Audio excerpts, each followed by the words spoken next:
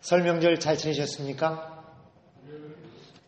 다시 한번 새해 모든 교우들의 가정에 하나님의 은총이 충만해서 가족들이 모두 건강하고 하시는 일이 평탄하게 순조롭게 잘 되고 우리가 세운 계획과 우리가 바라는 일들이 하나님의 은총 안에서 이루어지기를 축원드립니다. 지금 사순절 첫날 그리고 설날 사순 첫째 주일 이게 한 4일 사이에 다 겹쳐 있고요. 이 주제가 되게 비슷합니다. 설날 설교에서도 그런 말씀을 드렸는데 우리 그리스도교 신자들은 새해를 3번 맞이해요. 작년 11월 말에 대림절에 교회는 새해를 시작했습니다. 그리고 1월 1일 날이 설날이잖아요. 또 전 세계가 다 새해를 또 맞이하고 새해 인사를 합니다. 그리고 엊그제 정월 초하루에 정말 우리가 말하는 진짜 설날을 맞이해서 차례도 지내고 그랬습니다. 3번의 새해를 맞이하고 새해 인사를 하면서 다시 한번 정말 나에게 새해가 시작되었나 이렇게 자신에게 묻습니다. 나에게 새해란 시간적인 거 말고 진짜 내용적인 새해란 무엇인가? 나에게 새롭게 시작해야 할 것. 하느님께서 지금 나에게 새해를 3번씩이나 주시면서 무엇이 시작되기를 원하시는 걸까? 나를 이렇게 꽉 잡고 나에게 이렇게 뭔가 앞으로 나가지 못하게 끄저 잡아다니고 있는 그게 무언가? 새롭게 시작해야 할 것을 지금 혹시 못 시작하고 있는 것은 아닐까? 이렇게 묻습니다. 하느님께서는 내가 무엇을 새롭게 시작하기를 기다리시는 것일까? 왜냐하면 새로운 시작, 새 사람, 새로운 출발 이것이 그리스도교의 진짜 중요한 주제이기 때문에 그렇습니다. 성세의 진짜 핵심 주제는요. 새 사람이 되라는 겁니다. 새 사람. 세례는 새 사람이 되는 형식적이고 내용적이고 전례적인 그런 출발점입니다. 그리스도교의 목표는 우리 모두를 다 새로운 사람이 되도록 하는 것이고 새로운 사람이란 새로운 마음으로 새로운 생활을 하는 것을 말합니다. 그래서 오늘 제1독서에서 노아의 홍수 후에 하느님께서 노아와 새로운 계약을 맺는 것을 보여주시는 겁니다. 새로운 계약이라는 말 그 자체가 담고 있는 내용은 뭐냐면요. 새로운 생활을 시작하는 겁니다. 새로운 계약, 그 계약의 내용은 새로운 삶을 살아라 그런 말씀입니다. 이제 홍수처럼 심판을 무서워하지 말라. 하늘의 무지개가 뜰 때마다 기억해라. 하느님께서 우리에게 이제 물로 그런 심판을 하지 않을 터이니 다시 힘을 내고 용기를 내서 새로운 삶을 시작해라. 새로운 희망을 가져라. 그렇게 무지개가 우리에게 말해주고 있는 것입니다. 다시 시작해라. 나의 은총 안에서. 그것이 노아의 홍수 무지개가 보여주는 우리에게 주시는 하느님의 메시지입니다. 더구나 아까 말씀드렸듯이 사순절, 설날, 사순 첫 주일 이게 다 서로 깊이 연결되어 있어요. 고향, 부모님, 차례, 성묘, 형제 자매들 다 우리에게 근원을 돌아보게 하는 겁니다. 근원. 뿌리가 무엇인가? 나의 뿌리가 무엇인가? 나는 어디서 와서 지금 무엇을 위해서 어디로 가고 있는 것인가? 근데 사순절이 실제로 우리에게 우리의 영적인 뿌리, 신앙의 근원을 돌아보게 합니다. 나는 영적으로 말하면 지금 무엇을 추구하고 있고 현재 어디쯤 와 있는 것인가? 정말 내 마음 저 밑바닥에 진짜로 내가 원하는 것은 무엇인가? 그래서 사순절 첫날을 시작할 때 이마에 재를 바르면서 인생아 기억해라. 너는 흙에서 왔으니 흙으로 돌아갈 것이다. 그런데 무엇을 위해서 살고 있는 거냐? 그렇게 묻는 겁니다. 정말 내가 무엇을 위해서 살아야 하는가? 사순절은 그리스도의 근원, 은총의 근원, 구원의 근원을 우리로 하여금 돌아보게 합니다. 그리스도교는 예수님의 십자가로부터 출발합니다. 예수님의 십자가가 그리스도교의 근원입니다. 예수님의 십자가로 기독교가, 그리스도교가 시작되었습니다. 예수님의 십자가의 죽으심, 그 십자가에서 하느님의 구원의 비밀을 봅니다. 예수님의 부활에서 하느님의 구원이 확인될 때 그리스도교가 시작되었습니다. 그래서 사순절은 거두절미 그냥 다른 말을 하지 않고 직접이요. 저 십자가를 봐라. 그렇게 말하는 겁니다. 예수님께서 달려 죽으신 저 십자가를 봐라. 저 십자가가 우리가 사는 생명의 길이다. 저기에 생명의 길이 있다. 희망의 길이 있고 저 안에 그리스도의 모든 진리의 비밀이 담겨 있다. 죽어서 사는 길. 이번 사순절이 교우 여러분이 영적인 여러분의 뿌리를 보게 되고 여러분의 신원, 정말 내가 누군가 하는 것을 직접 성령을 통하여 하나님께 듣게 되시기를, 그래서 그 응답이 여러분 신앙의 진정한 출발점이 되기를 축원드립니다. 오늘 복음성경 마르코복음 1장을 들으신 겁니다. 거기에 예수님의 공생애가 시작됩니다. 예수님은 30살에 갈릴리 나자렛으로부터 사람들에게 공개적으로 드러납니다. 그 전까지는 예수라는 분이 누군지도 몰랐고 무하는 분인지도 몰랐습니다.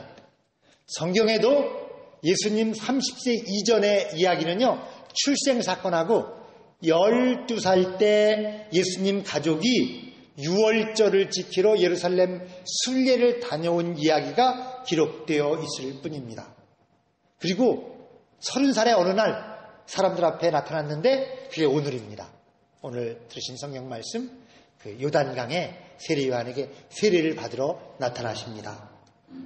그리고 세례를 받고 나서 성령의 인도를 따라 광야로 가서 40일간 지내시는 것, 그게 오늘 우리가 사순절을 지내는 그 출발점, 그게 근원입니다.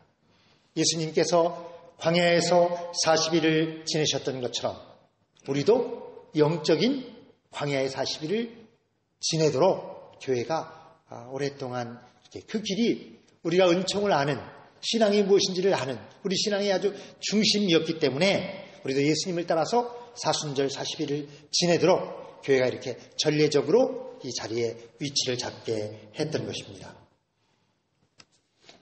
광야로 예수님이 나가셨는데요. 유대 광야는 실제로는 사하라 사막 같지는 않습니다. 거기는 훨씬 바위나 우리로 보면 황야가 많습니다. 황야. 저는 한 번도 안 가봤거든요. 그런데 그 유대 광야가 실제로 이제 뭐 정갈, 독사, 그리고 이제 오늘처럼 나오지만 들짐승들, 늑대, 뭐 이런 들짐승들이 있고요. 실제로 물이 없고 먹을 것이 없습니다. 그게 광야를 의미해요. 근데 실제로 성서에서 광야라고 그럴 때 광야 그런 말을 들으면 우리는 그걸 떠올리지 못하는데요. 유대인들은 즉시 떠올립니다. 광야의 생활, 그러면 광야의 생활은 언제를 말하냐면 출애굽 시대를 말하는 겁니다. 이스라엘 사람들이 모세의 인도로 이집트를 탈출해서 지냈던 광야 40년, 그래서 거기도 40이 나오지 않습니까? 그러니까 광야 40년의 생활, 예수님의 40일 생활, 홍수도 비가 며칠간 내렸냐면요. 40일간. 그래서 이스라엘 사람들이 이집트에서 노예살이할 때 그들이 모세의 인도로 이제 탈출해서 광야에 나와서 지내게 됐는데 실제 먹을 게 없지 않습니까? 물도 없고요. 그 속에서 이스라엘 사람들이 바라볼 때는 하느님밖에 없었습니다. 그래서 만나와 메추라기 그리고 바위를 쳐서 먹을 물을 내주시지 않습니까? 그리고 주변에 그 오아시스는 다 이미 가나안 사람들이 점령해서 살고 있었어요.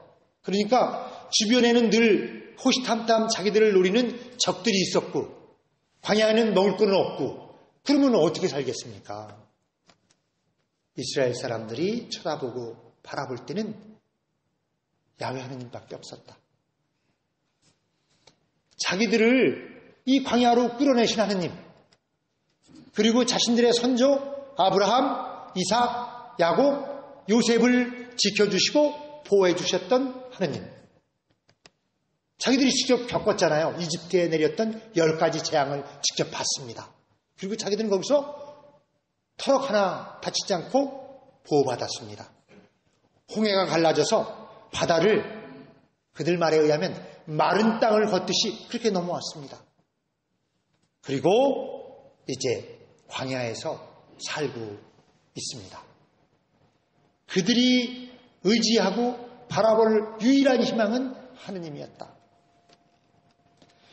근데 그때 이스라엘 사람들이 이렇게 하느님을 바라볼 때 아무것도 모르든 생면부지 하느님을 바라보는 게 아니고 지금 말씀드린 그런 일을 겪은 하느님께서 이스라엘을 어떻게 생각하시는지 내가 너희를 얼마나 마음에 두고 있는지 하는 걸 직접 보여주셨거든요. 그러시고 나서 바라보게 하신 거예요. 그래서 사순절은 크리스찬들이 광야에서 이스라엘 사람들이 하느님을 바라봤던 것처럼 그분만을 향하고 그분께만 매달렸던 것처럼 우리도 예수님만을 바라보고 예수님의 십자가 그 안에서 정말 내가 가야 할 길을 발견하도록 하라는 것입니다. 정말 우리가 살고 있는 세상이 얼마나 허망한 것인지 성서의 말씀대로 따지면 아침에 잠깐 있다가 사라지는 아침 안개나 이슬 같은 거다. 너무 거기에 집착하지 말라. 그렇다고 해서 이스라엘 사람들이 광야에서 정말 조금치도 흔들림 없이 하느님만을 바라봤는가? 전혀 그렇지는 않습니다. 번번이 조금만 숨쉬고 살만하면 즉시로 외면했어요. 그러다가 못 견디면 다시 돌아오고 그래서 구해져서 조금 살만하면 다시 돌아가고 처음으로 금송아지를 만들었던 것도 시내산 밑에 광야입니다. 그러니까 우리도 결국 그렇습니다. 우리도 번번이 넘어지고 쓰러지고 지 마음대로 갔다가 돌아옵니다. 그래서 사순절에 스스로 우리가 그런 우리의 모습을 봐야 한다는 겁니다.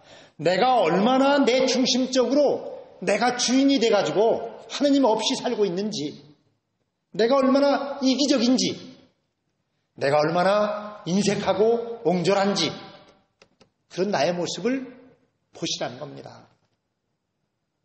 광야의 반대편에 시장이 있는 거예요. 시장과 광야가 성서적으로 말하면 서로 대립하고 있는 그런 장소거든요. 광야는 시장이 없습니다. 그러니까 할 일이 없는 곳이 되는 거예요. 그 반대편 시장은 계속해서 무엇인가 우리는 일합니다. 그래서 시장은 너무 바쁩니다. 사람들이 모두 다 바빠서 서로 다 나름으로 열심히 지내고 있는데도 시간이 없습니다. 그래서 실제로 지금까지 쭉 지내오고 있지만 기도할 시간도 성서를 차분하게 읽을 시간도 내가 지금 어떻게 살아오고 있는지 나를 돌아볼 시간도 없습니다. 그냥 바쁘기만 합니다. 그래서 광야로 나가라는 말은 실제 사막으로 나갈 수는 없지 않습니까? 그러니까 거기가 집이 됐든지 사무실이 됐든지 아니면 일터가 됐든지 어디서든지 좀 사람들, 세상을 이렇게 돌아서서 등지고 하느님 앞에 나와서 손을 놓고 하느님만을 바라보는 그런 시간을 가지라는 것입니다. 하루에 한 번이라도. 그동안은 너무 세상을 향해서만 뛰어가고 있으니 그렇다고 세상 없이 우리가 그냥 하느님만을 바라보면서 살 수는 없는 일이고, 그러면 하루에 한 차례라도 좀 딱 손을 놓고 문을 닫고 오직 하느님만을 향하는 자리, 거기가 골방이기도 한 겁니다. 거기로 들어가서 하느님 앞에 무릎을 꿇어라. 십자가만을 바라봐라.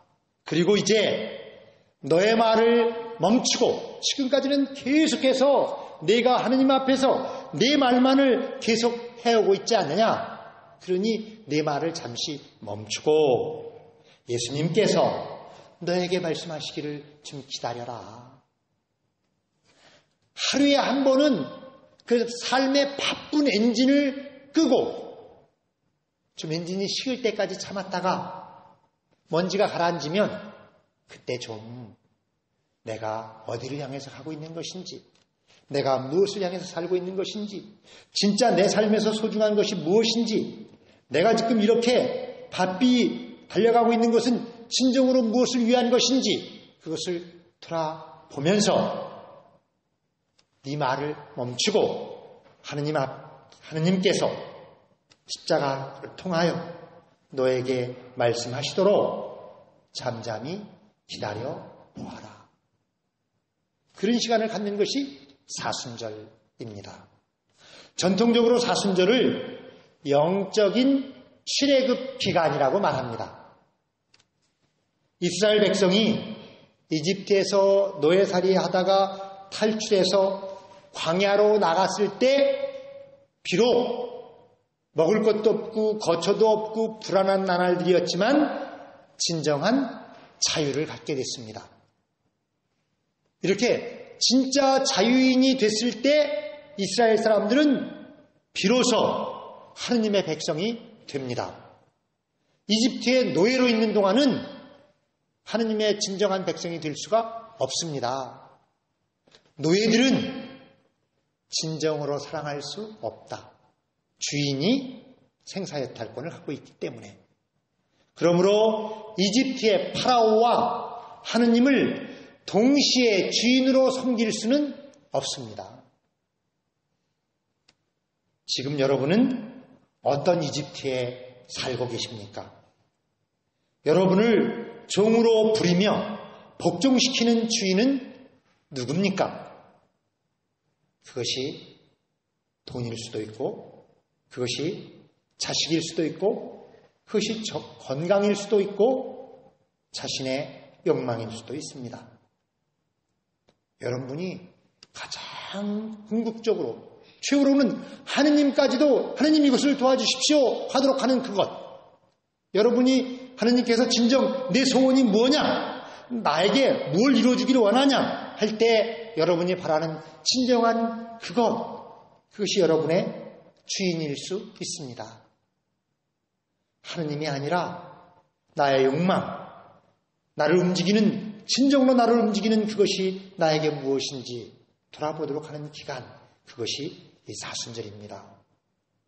여러분을 지배하는 주인이 정말 하느님이신지, 여러분이 가고 있는 길이 진정으로 구원을 향한 십자가의 길인지, 아니면 실제로는 파라오 같은 그런 세상을 향한 나의 욕망과 탐욕인지 돌아보도록 하십시오. 여러분이 살고 있는 이집트로부터 나가지 못하게 붙잡는 것은 무엇입니까? 여러분으로 하여금 적당히 거기 안주해서 그냥 깔아뭉개고 살게 하는 그것은 무엇인지, 여러분을 얽어매고 여러분을 쇠고랑처럼 붙잡고 있는 것은 무엇인지 돌아보고 하느님께, 주님, 정말로 나는 믿음도 적고 의지도 약하고 부족하오니 나를 붙잡고 있는 이 세속과 욕망과 탐욕을, 이것을 깨트려 주십시오.